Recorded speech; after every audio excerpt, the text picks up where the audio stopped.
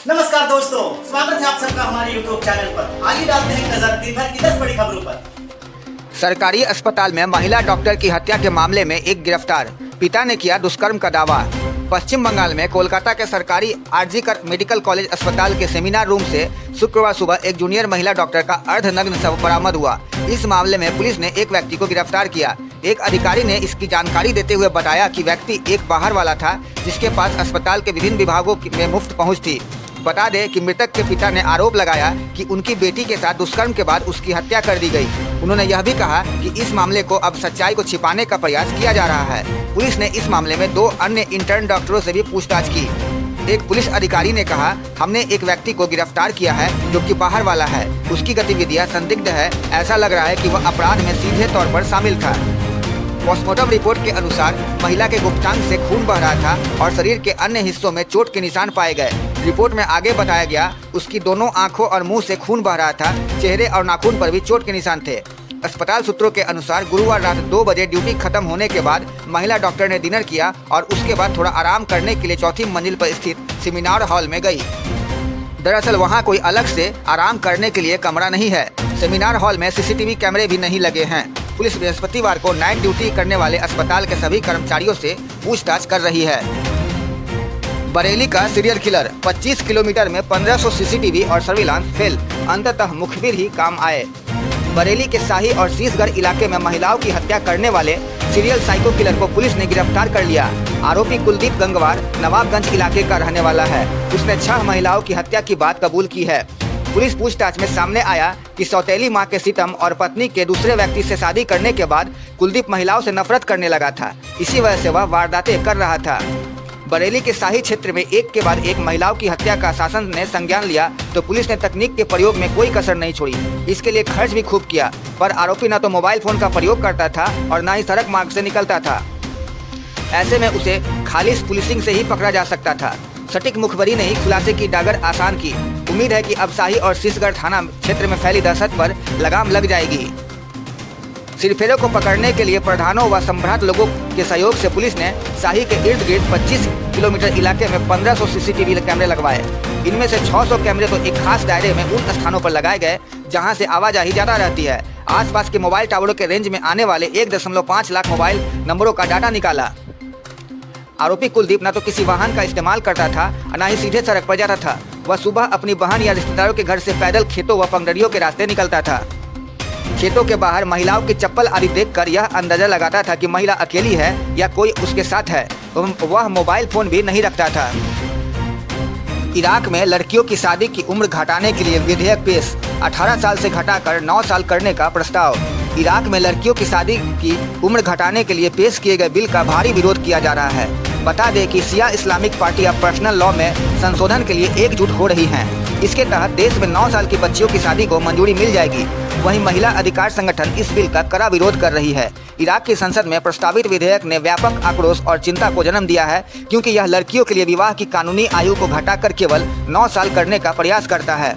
Iran न्याय मंत्रालय की तरफ से पेश किए गए विवादास्पद कानून का उद्देश्य देश के व्यक्तिगत स्थिति कानून में संशोधन करना है, जो वर्तमान में विवाह के लिए न्यूनतम आयु 18 साल निर्धारित करता है।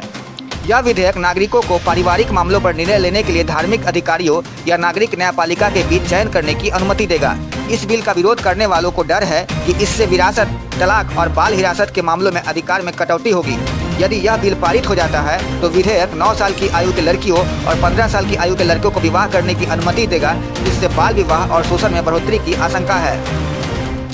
वही बिल का विरोध कर रहे लोगों का तर्क है कि यह प्रतिगामी कदम महिलाओं के अधिकारों और लैंगिक समानता को बढ़ावा देने में दशकों की प्रगति को कमजोर करेगा। मानवाधिकार संगठनों, महिला समूहों और नागरिक समाज कार्यकर्ताओं ने विधेयक का पुरजोर विरोध किया है और युवा लड़कियों की शिक्षा, स्वास्थ्य और कल्याण के लिए गंभीर परिणामों की चेतावनी दी है। उनका तर्क यह है कि बाल विवाह के कारण स्कूल छोड़ने की दर बढ़ जाती है, समय से पहले गर्भधारण हो जाता है और घरेलू हिंसा का जोखिम बढ़ जाता है। गाजा में स्कूल पर इजराइल की एयर स्ट्राइक, 100 से ज्यादा की मौत, हमास का कमांड सेंटर होने का आरोप। गाजा में एक स्कूल पर हुए हमले में 100 से ज्यादा लोगों की मौत की खबर है। इस हमले में बड़ी संख्या में लोग घायल भी हुए हैं। हमले का आरोप इजराइल पर लगा है। मीडिया रिपोर्ट के अनुसार इस स्कूल में विस्थापित शरणार्थियों ने शरण ली हुई थी। वहीं इजरायली सेना ने बयान जारी कर कहा कि उन्होंने हमास के कमांड सेंटर को निशाना बनाया है। गाजा सिटी के अल सहाबा इलाके के अल तैयबन स्कूल को निशाना बनाया गया। गाजा के सरकारी मीडिया के अनुसार इजरायली हवाई हमले में शरणार्थियों को निशाना बनाया गया जब लोग फज्र की नमाज पढ़ रहे थे। शुरुआत में कहा गया कि हमले में 40 लोग मारे गए और दर्जनों लोग घायल हुए।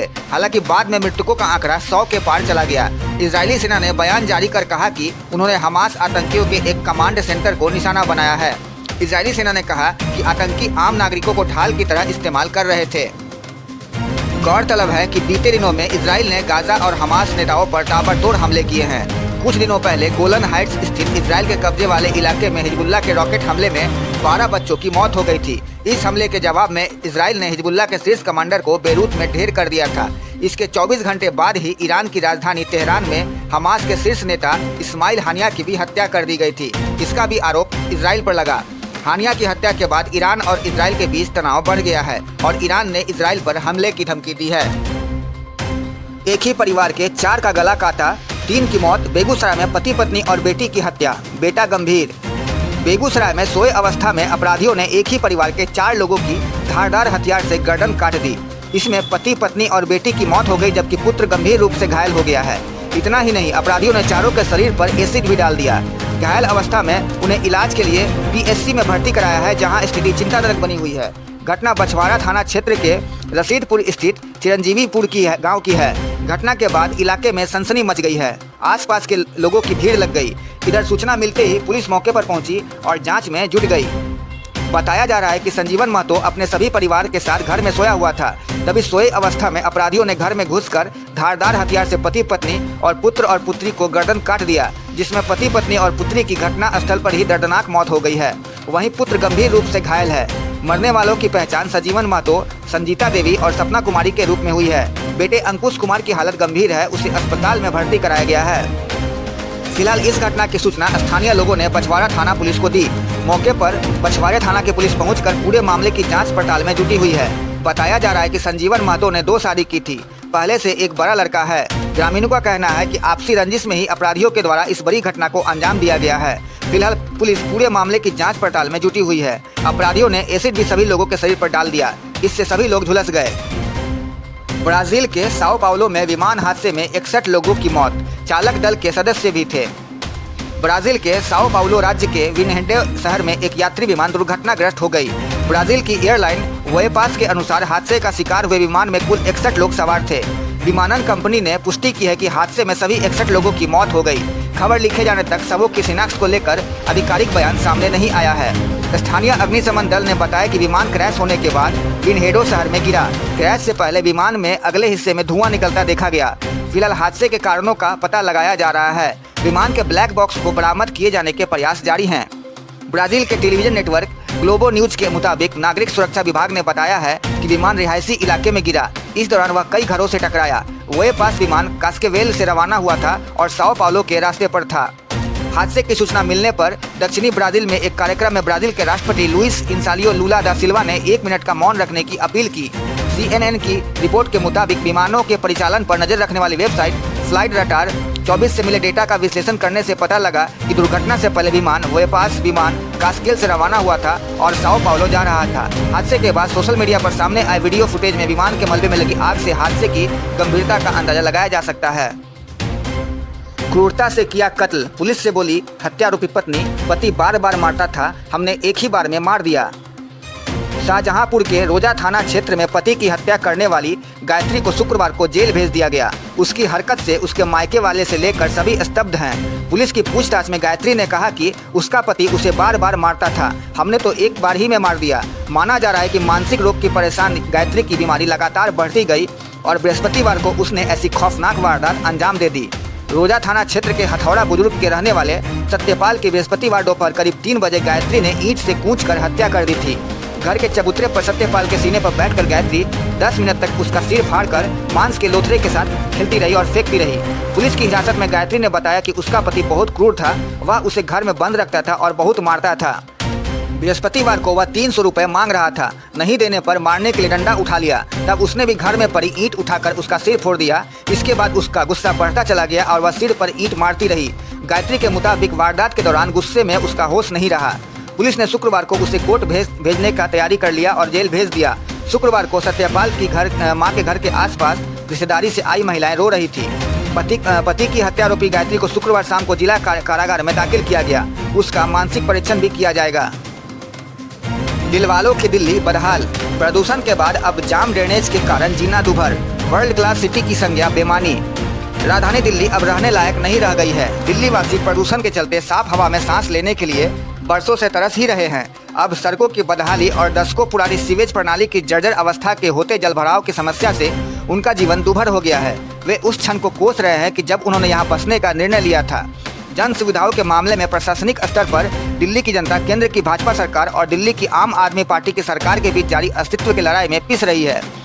सुप्रीम कोर्ट की रोड सेफ्टी कमेटी के मुताबिक जुलाई से नवंबर 2023 के बीच IIT दिल्ली के साथ मिलकर सड़क सुरक्षा के उद्देश्य से हुए ऑडिट में फुटपाथ की स्थिति, संरचना, डिजाइन और सीवेज सिस्टम को लेकर गंभीर सवाल उठाए गए हैं। इससे इस बात पर गंभीर चिंता व्यक्त की है कि दिल्ली में तकरीबन 46% से ज़्यादा जोनों में सुरक्षित व सुगम यातायात के लिए ठोस कदम नहीं उठाए गए।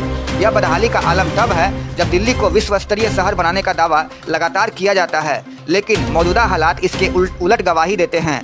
दिल्ली की सड़कें, जंक्शन और फुटपाथ भी कतई सुरक्षित नहीं हैं।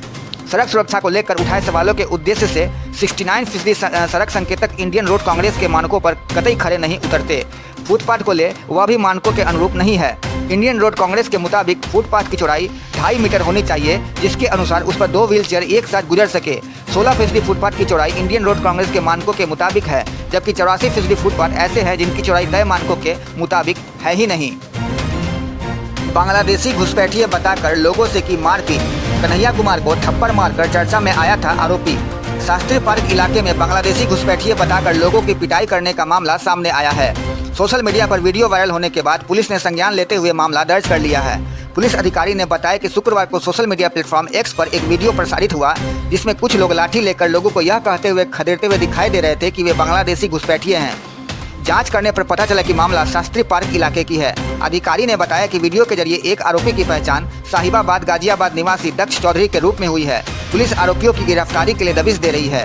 दक्ष लोकसभा चुनाव के दौरान कन्हैया कुमार को थप्पड़ मारकर चर्चा में आया था। अब तक के लिए बस इतना ही। ऐसे ही और वीडियो के लिए बने रहिए हमारे साथ। अगर आपको हमारा ये वीडियो पसंद आया प्लीज लाइक एंड सब्सक्राइब जरूर करें। और हाँ, कमेंट्स में अपनी राय देना ना भूलें। आपकी राय हमारे लिए बहुत ही महत्वपूर्ण है। सच्ची पत्रकारिता को सपोर्ट कीजिए। धन्यवाद।